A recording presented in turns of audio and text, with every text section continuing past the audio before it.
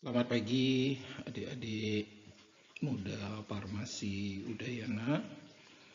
Pagi ini Bapak menyampaikan kuliah dengan tema profesi prinsip-prinsip profesionalisme.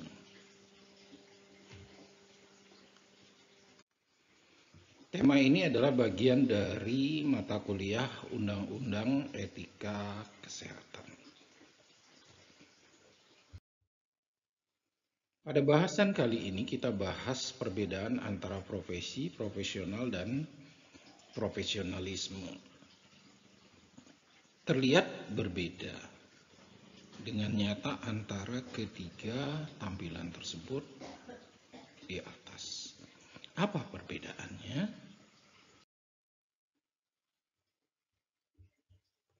Profesi merupakan jabatan atau pekerjaan pada bidang tertentu yang menuntut keahlian dan dapat dipertanggungjawabkan. Keahlian tersebut diperoleh dari pendidikan atau pelatihan resmi. A profession is a calling in which the barrier, a special knowledge and skill used in intellectual plan, intake services of mankind. Kata profesi berasal dari bahasa Latin yaitu professio yang memiliki dua pengertian yaitu janji dan pekerjaan. Nah, di sini kita bisa mengerti bahwa profesi itu diperoleh melalui suatu sistem pendidikan tertentu dan keterampilan tertentu melalui jenjang pendidikan yang jelas. Jadi kita bisa sadari apoteker itu memang suatu profesi dan profesi-profesi yang lainnya karena ada sistem pendidikannya yang berjenjang dan diakui. Lalu pekerjaan ini membutuhkan pelatihan dan penugasan terhadap suatu pengetahuan yang khusus. Jadi membutuhkan pelatihan, artinya dibutuhkanlah skill, praktek kerja, dan penugasan. Suatu profesi biasanya memiliki asosiasi profesi, kode etik, serta proses sertifikasi dan lisensi yang dikhususkan untuk bidang profesi tersebut. Kita tahu bahwa apoteker memiliki asosiasi yang namanya Ikatan Apoteker Indonesia. Kode etiknya ada, sertifikasinya ada sertifikat kompetensi apoteker. Lisensinya ada yang namanya STRA, surat tanda register apoteker. Setelah itu apoteker terregister di negara ini yang berlaku setiap 5 tahun. Nah, dari register tersebut dia akan mendaftarkan surat izin kerja atau surat praktek kerja. Tergantung pada unit bidang keahlian yang dia akan tekuni. Bisa di industri atau juga di pelayanan kefarmasian. Contoh profesi adalah pada bidang hukum, kesehatan militer, teknik pendidikan, dan yang lain-lainnya. Secara umum kita bisa kenal ada dua profesi luhur dan profesi pada umumnya. Profesi luhur atau officium noble. Profesi yang memberikan pelayanan anggota masyarakat bukan semata-mata untuk mencari nafkah, tetapi motivasi utamanya adalah untuk melayani manusia. Di sini kita bisa kaitkan sekarang misalnya pastor dengan sekolah tertentu, mendapatkan profesi sebagai pendeta dengan berbagai macam jabatannya dan tingkatannya. Di sini disebut dengan profesi luhur.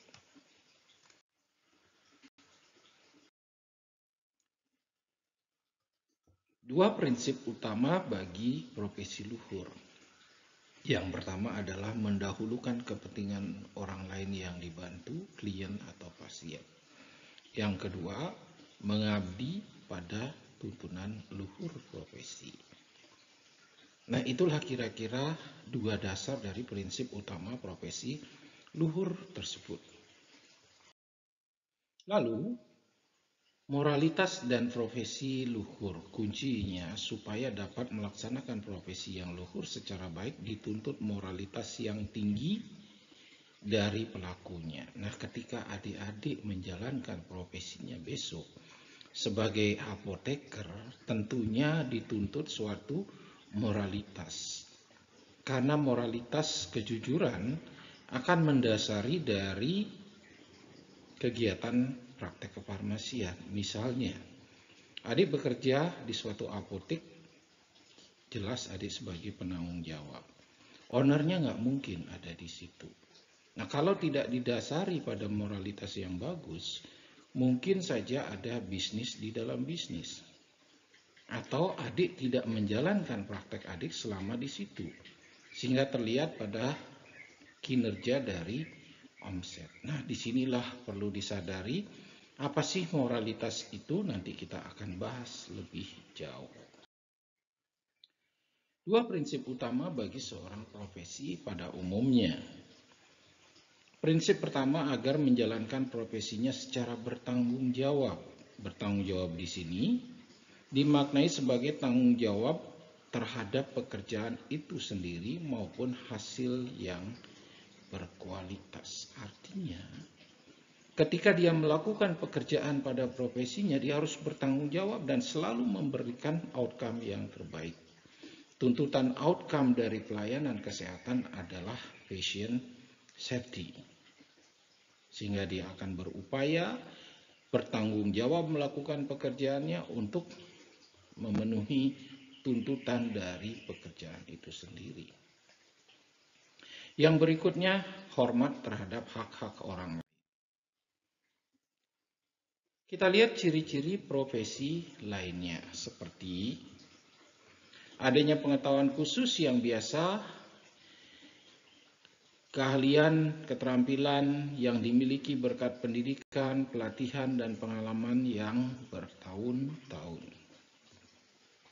Adanya kaidah dan standar moral yang sangat tinggi.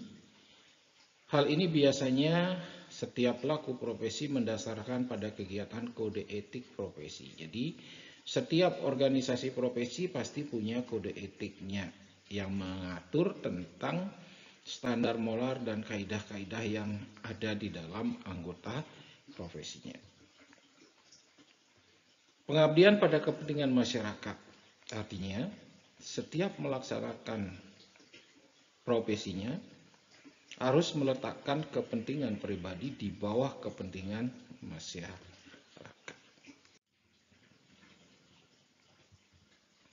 Yang berikutnya adalah ada izin khusus untuk menjalankan suatu profesi. Setiap profesi akan selalu berkaitan dengan kepentingan masyarakat, di mana nilai-nilai kemanusiaan berupa keselamatan, keamanan, kelangsungan hidup, dan sebagainya. Maka untuk menjalankan izin suatu profesi harus lebih dulu mendapatkan izin khusus, artinya untuk mendapatkan praktek. Nah, di sini kita tahu bahwa apoteker jelas dia melakukan pengabdian untuk kepentingan penyembuhan masyarakat.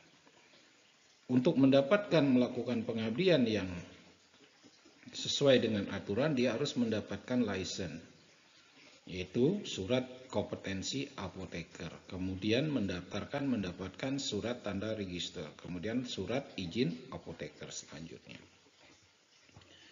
Tanpa itu dia tidak bisa melakukan praktek profesi yang bertanggung jawab. Artinya tidak melakukan praktek profesi sesuai dengan ketentuannya.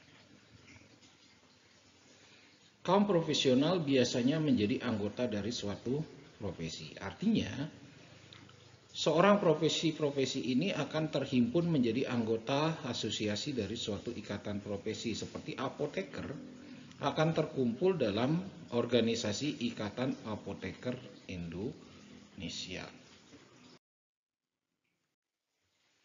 Berbeda dengan Lieberman menjelaskan bahwa Profesi harus memiliki jabatan tersebut harus merupakan suatu layanan yang khas, esensial, dengan jelas dapat dibedakan dari jabatan lainnya. Maksudnya di sini pekerjaan profesinya. Apoteker dapat dibedakan karena apoteker menurut Undang-Undang Kesehatan 36/2009 pasal 108 jelas. Pekerjaan kefarmasian hanya dikerjakan oleh tenaga kefarmasian. Jadi berbeda dia skillnya. Untuk pelaksanaan tidak sekedar diperlukan keterampilan skill, tetapi juga kemampuan intelektual. Kemampuan intelektual ini distandarkan dalam pendidikan, diberikan sertifikat berupa kompetensi apoteker. Diperlukan suatu masa studi dan latihan khusus, ya S1 farmasi, kemudian dilanjutkan dengan pendidikan profesi apoteker. Para praktisinya secara individu atau kelompok memiliki otonom pada bidangnya. Apoteker ada apoteker komunitas, ada apoteker industri, ada apoteker klinik. Sudah terkumpul dalam suatu kelompok-kelompok. Tindakan keputusan yang dapat diterima oleh para praktisi yang bertanggung jawab. Layanan tersebut tidak semata-mata untuk kepentingan ekonomi, memiliki suatu kode etik. Nah, itu yang disampaikan oleh Lieberman.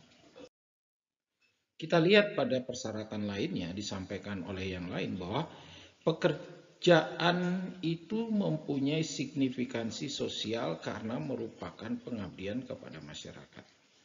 Profesi menuntut keterampilan tertentu yang diperoleh melalui pendidikan dan pelatihan yang lama dan intensif serta dilakukan dalam lembaga tertentu secara sosial maupun bertanggung jawab. Profesi didukung oleh suatu disiplin ilmu. Ada kode etik yang menjadi pedoman perilaku anggotanya beserta sang pelaku yang jelas, tegas terhadap pelanggar, sanksi yang berlaku terhadap pelanggaran kode etik tersebut. Kita masuk pada topik bahasan profesional. Profesional merupakan orang yang menyandang suatu pekerjaan atau jabatan yang dilakukan dengan keahlian atau keterampilan tinggi.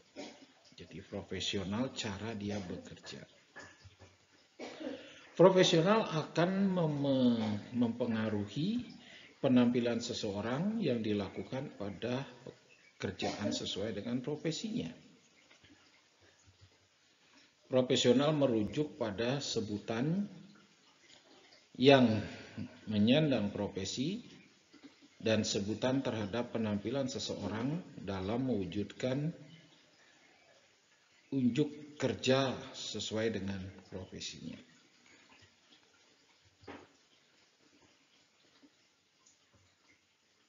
Penyandangan gelar profesional ini telah mendapatkan pengukuhan secara formal, non-formal, misalnya pemberian gelar guru besar profesional. Artinya, mereka yang ada pada kelompok profesi ada levelnya, sehingga yang paling tinggi level diberikan suatu gelar khusus, yaitu profesional yang tertinggi. Seorang pendidik yang tertinggi adalah profesionalnya sebagai guru besar. Seorang profesional mampu hidup dengan mempraktikkan suatu keahlian tertentu atas keterlibatan dalam kegiatan tertentu menurut kekuatan bidang keahliannya. Di sini jelas profesional itu seperti apa. Kita lihat selanjutnya. Profesional ada orang-orang yang memiliki profesi tertentu. Penampilan seseorang yang sesuai dengan tuntutan profesi yang seharusnya. Arti lainnya, mereka menerima bayaran untuk melakukan sebagai kegiatan kawan kata amatir atau profesional. Yang lainnya profesionalitas. Jadi profesional tadi sudah jelas, dia bekerja sesuai dengan profesinya, sesuai dengan tatanan standarnya pada level yang bertingkat sampai pada level yang tertinggi. Profesionalitas adalah sebuah sebutan terhadap kualitas sikap anggota suatu profesi terhadap profesinya. Profesionalitas juga terkait dengan derajat pengetahuan dan keahlian yang dimiliki untuk dapat melakukan tugas-tugasnya. Profesionalitas merupakan bentuk sikap para anggota profesi, benar-benar menguasai bidangnya dan sungguh-sungguh terhadap profesinya. Artinya, ketika seorang profesi apoteker harus dia profesionalitas menjalankan pekerjaannya. Jadi ilmunya terstandar, dapat melakukan tugas-tugas sesuai dengan tuntutan profesi dan sikap berkualitas, mengedepankan kepentingan masyarakat. Nah, ini yang dituntut ketika besok adik-adik ingin menjadi apoteker yang menjalankan prakteknya secara profesionalitas. Profesional adalah seorang profesional adalah sesuatu yang menawarkan jasa atau layanan sesuai dengan protokol dan peraturan dalam bidang yang dijalaninya, menerima gaji sesuai dengan upah atau jasanya. Orang tersebut juga merupakan suatu anggota entitas atau organisasi yang didirikan sesuai dengan hukum yang berlaku di sebuah negara atau wilayah. Meskipun begitu, seringkali seorang yang merupakan ahli dalam suatu bidang juga dapat profesional dalam bidangnya meskipun bukan merupakan anggota entitas suatu yang didirikan dengan sah. Nah, di sini kadang-kadang bisa disebut dengan profesionalis itu tapi tidak diakui di dalam profesinya. Sebagai contoh, dunia olahraga kita kenal profesional merupakan kaitan dengan olahraga lawannya amatir dan profesional. Baik, sekarang kita bahas sifat-sifat ciri-ciri dari profesionalisme. Profesionalisme adalah sebutan yang mengacu pada sikap dan mental dalam bentuk komitmen dari anggota suatu profesi untuk selalu mewujudkan dan meningkatkan kualitas profesinya. Itu profesionalisme. Profesionalisme merupakan pemahaman seorang profesi dalam menjalankan profesinya. Profesionalisme menunjukkan perpaduan antara kompetensi yang dikuasai dengan karakter yang menunjukkan adanya tanggung jawab moral. Nah, di sini orang-orang yang profesionalisme ada perkawinan antara responsible, tanggung jawab, quality, and moral. Nah, itu inti dari suatu profesionalisme. Profesionalisme merupakan paham atau sifat sehingga bercirikan satu keterampilan yang berdasar pada pengetahuan teoritis. Profesional diasumsikan mempunyai pengetahuan teoritis yang ekstensif dan memiliki keterampilan yang berdasar pada pengetahuan tersebut dan bisa diterapkan pada praktek. Asosiasi profesional. Profesi yang biasanya memiliki badan yang diorganisasi oleh para anggotanya yang dimaksudkan untuk meningkatkan status para anggotanya. Organisasi profesi tersebut biasanya memiliki syarat khusus untuk menjadi anggotanya. Pendidikan dan ekstensi.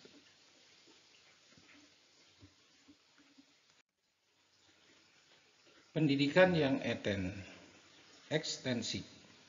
Profesi yang prestisius biasanya memerlukan pendidikan yang tinggi dan berjenjang. Ini seperti dokter umum, spesialis, konsultan.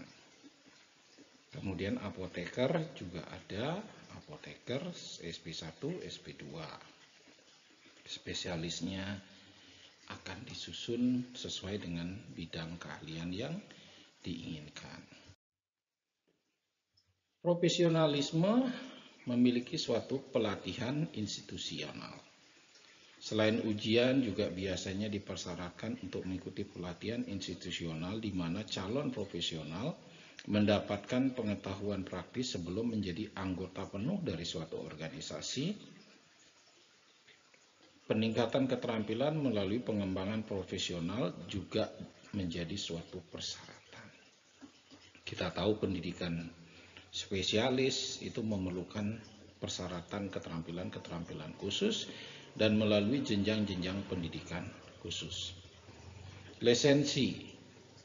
Profesi menetapkan syarat pendaftaran suatu sertifikat sehingga hanya mereka yang memiliki lisensi dapat dianggap sebagai bisa dipercaya. Artinya mereka yang bisa memiliki lisensi yang diakui sebagai profesionalisme di bidangnya.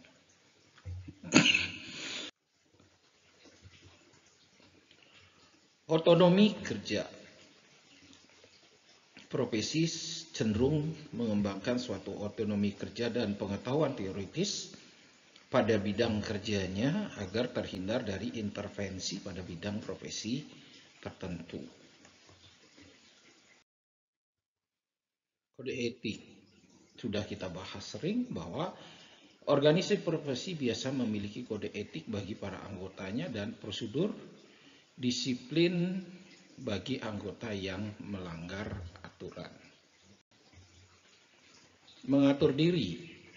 Organisasi profesi harus bisa mengatur organisasinya sendiri tanpa campur tangan pemerintah. Profesional diatur oleh mereka yang lebih senior, praktis yang dihormati atau berkualitas, memiliki profesional yang lebih tinggi di peer group-nya atau kelompoknya. Layanan pada publik dan altruistik. Jadi diperoleh dari penghasilan, dari pekerjaan profesinya dipertanggungjawabkan selama berkaitan dengan kebutuhan seperti layanan apoteker, konsultan terhadap masyarakat.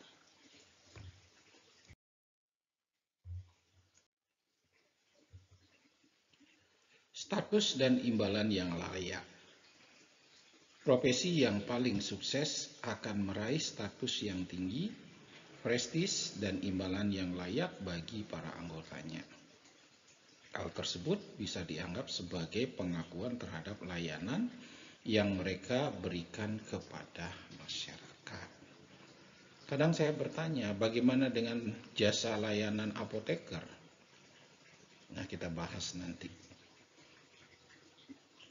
Exclusion, monopoli, dan legal recognition. Di sini jelas profesional tend to exclude those who have not met the requirement and join the appropriate professional body. Jadi mereka jelas hanya menerima anggota-anggota yang memiliki kecakapan khusus yang ditunjukkan dari ujian-ujian atau kompetensi-kompetensi yang sudah diberikan, sehingga akan melekat. Mereka yang tidak memenuhi syarat ini tentunya tidak masuk ke dalam anggotanya, sehingga dia bersifat eksklusi, monopoli, dan legal recognition, sehingga diakui secara legal kompetensi tersebut. Yang berikutnya adalah control of remuneration and advertising. Sehingga sampai sekarang remunerasi dari gaji profesional itu diatur seperti jasa layanan atau jasa layanan medik, tapi sampai sekarang juga diatur tidak boleh mempromosikan atau melakukan advertising terhadap kegiatan profesi itu sendiri. Nah, Ini harus disadari. Berikutnya, offer reassurance. Jadi profesional are able to offer reassurance to their client that thoughts to fear to be problem, everything is normal or being dealt with properly, and the reinsurance may be offered rather than solution to particular problems. For example, sick people may be reinsured that they will be probably to get better of you in a few days. Jadi bisa direasuransikan untuk mendapatkan kegiatan atau pelayanan yang lebih baik, sehingga untuk mendapatkan pelayanan pada dokter spesialis yang lebih baik, asuransi bisa mereasuransikan. Legitimasi, memiliki suatu legitimasi atau otoritas yang jelas dari suatu profesi yang ditunjukkan pada lulusan dan pada rentang yang aktivitas yang diberikan.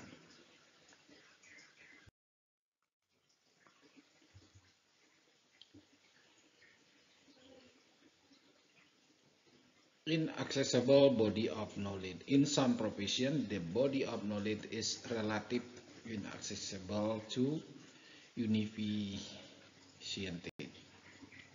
Jadi kadang-kadang di beberapa profesi itu pengetahuannya hanya dimiliki oleh terbatas tertentu dan dia memiliki proses khusus dalam melakukan pengembangan pengetahuannya.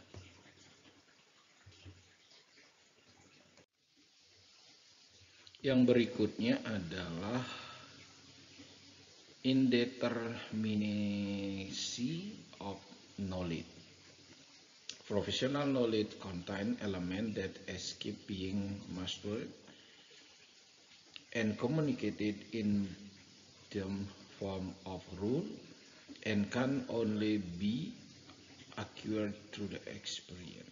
Artinya di sini dia pengetahuannya bisa dideterminasi melalui kecakapan yang diperoleh dalam proses pembelajaran atau skill pelatihannya. Yang berikutnya adalah mobility. The skill of knowledge and authority of professional belong to professional as individual, not organization for which they work. Jadi skill atau kecakapannya itu dimiliki oleh individu, bukan organisasi di mana dia tempat kerja. Jadi profesor bukan dimiliki oleh universitas, profesor dimiliki oleh personal. Demikian juga konsultan, dokter dimiliki oleh personal tersebut. Professionals are therefore related to the mobile in employment opportunities as challenging other employee to check other talented them. Di sini jelas dia sangat mobile, bisa kemana-mana, melekat pada dirinya. Begitu juga standar dari profesi tersebut, melekat pada dirinya dan mobile. Selanjutnya, ciri-ciri fundamental dari profesional tersebut adalah ada altruistic, excellent, accountable, duty, respect for others, honors, dan integrity. Altruistic adalah perhatian terhadap kesejahteraan orang lain tanpa memperhatikan diri sendiri. Altruisme adalah lawan dari sifat egois yang mementingkan diri sendiri. Nah, di sini jika Anda berperan sebagai seorang profesi yang profesional, tentunya dia akan mementingkan kepentingan orang lain di atas kepentingan individunya. Sehingga egoisme dirinya akan ditempatkan paling bawah. Itulah sifat yang harus dikedepankan dalam membangun jiwa-jiwa yang profesional. Altruisme dapat dibedakan dengan perasaan loyalitas dan kewajiban atau duty. Jadi perbedaan perasaan, loyalitas loyal, duty, dia kewajiban. Jadi altruism memusatkan perhatian pada motivasi untuk membantu orang lain dan keinginan untuk melakukan kebaikan tanpa memperhatikan imbalannya. Jadi lebih memotivasi untuk membantu, bukan berapa bayaran gue. Kemudian sementara kewajiban memusatkan pada perhatian tuntutan moral dari suatu individu, organisasi khusus, konsep abstrak, dan juga berbagai orang dapat merasakan altruism sekaligus sebagai kewajiban, sementara orang lain tidak bisa. Nah, disinilah sifat-sifat dari altruism itu sendiri yang lebih mementingkan prinsip-prinsip orang lain daripada dirinya. Yang berikutnya adalah excellent. Dia is a talent or quality which unusually good and so surprise ordinary standard. Jadi dia melewati standar secara umum. Itulah excellent. Sehingga ketika Anda menjadi sarjana farmasi, masuk sebagai apoteker, Anda bisa dikatakan sudah memiliki standar berbeda dengan yang lainnya. Di sini merupakan standar dari performa pekerjaan, bukan standar dari kelulusan atau lebih dipentingkan pada kinerja atau kompetensi yang distandarkan. Nah, akuntabilitas di sini adalah kita bisa lihat sebagai biasanya memiliki sinonimus terhadap responsible dan tanggung jawab. Jadi akuntabel itu biasanya tidak lepas dari prinsip akunting. Jadi bisa diteliti secara akuntabel. Yang selanjutnya adalah duty. Duty di sini adalah tugas dan kewajiban. Memiliki akar kata sebagai obligation, kewajiban yang harus dikerjakan. Jadi seperti pada perintah pada tentara. Nah, itu adalah duty. Yang berikutnya, respect for others. Sebagai seorang calon profesional apoteker, tentunya yang pertama kita harus bisa respect kepada pasien kita. Siapapun yang dia datang, dia membutuhkan pertolongan Anda. Sehingga Anda tidak membeda-bedakan siapa yang datang. Tapi kalau dalam konsep bisnis, setiap orang yang datang akan memberikan revenue buat Anda. Sehingga Anda tidak boleh mengesampingkan itu. Kalau Anda mengesampingkan, tidak respect, berarti Anda nolak rezeki yang akan datang. Fondasi berikutnya adalah honors. Honors adalah terhormat, sangat dihormati, sehingga seorang profesi apoteker harus tunduk dan patuh pada sumpah janji apoteker. Sehingga dia akan berada pada kehormatan yang tertinggi dari masyarakatnya. Selanjutnya integrity. Di sini integrity gabungan dari berbagai macam. Ada yang bilang integrity gabungan dari respect, responsible, fairness, trust, honest, courage, dan responsible. Integrity adalah suatu pilihan antara what is convenient and what is right. Jadi yang nyaman sama yang benar ini pilihan dari suatu integrity. Ini yang penting dalam menjalankan. Nah, selanjutnya kita masuk pada apoteker, suatu profesi kesehatan. Pekerjaan profesi apoteker adalah pekerjaan kefarmasian yang diperoleh dari negara sesuai dengan otoritas keahlian, sehingga apoteker perlu dilakukan sumpah. Apoteker adalah kemampuan atau tanggung jawab apoteker untuk melakukan pekerjaan kefarmasian sebagai syarat legal minimal, sehingga berlaku serta standar profesi dan standar etik apoteker atau standar kompetensi apoteker. Apoteker sebelum menjalankan sumpahnya sesuai dengan PP 20 tahun 62 harus mengucapkan sumpah dan janji. apoteker harus memiliki sertifikat kompetensi dari asosiasi yang menyatakan melalui proses ujian, baik dia ujian tulis, computer based test, atau ujian praktek, OSCE. Di sini standar. Setelah itu dia boleh mendaftarkan dirinya untuk mendapatkan license atau STRA, surat tanda register. Berdasarkan surat STRA-nya dia mendaftarkan izin praktek, izin kerja atau izin praktek baik di apotek maupun di industri di seluruh wilayah Republik Indonesia. Artinya, kalau Anda sebagai apoteker luar negeri, ya tentunya harus ikut seperti ini. Atau Anda lulus sebagai apoteker tapi tidak mendaftarkan diri Anda untuk mendapatkan register, Anda juga tidak bisa melakukan praktek kefarmasian. Oke. Ciri-ciri profesional apoteker memiliki tubuh pengetahuan kefarmasian yang jelas, pendidikan khusus berbasis pada keahlian dan jenjang pendidikan tinggi kefarmasian, memberikan pelayanan kepada masyarakat praktek pada bidang profesi apoteker, memiliki perhimpunan atau bidang organisasi yang otonom yaitu Ikatan Apoteker Indonesia, memberlakukan kode etik apoteker, memiliki motivasi altruistik, dan memberikan pelayanan kefarmasian. Proses pembelajaran seumur hidup, mendapatkan jasa profesi. Nah, demikianlah adik-adik kuliah singkat. Terima kasih banyak adik-adik sudah menyimak video. Mungkin ada sedikit gangguan karena dalam tik gambar. Terima kasih dan jangan lupa subscribe, like, sebarkan kepada teman-teman.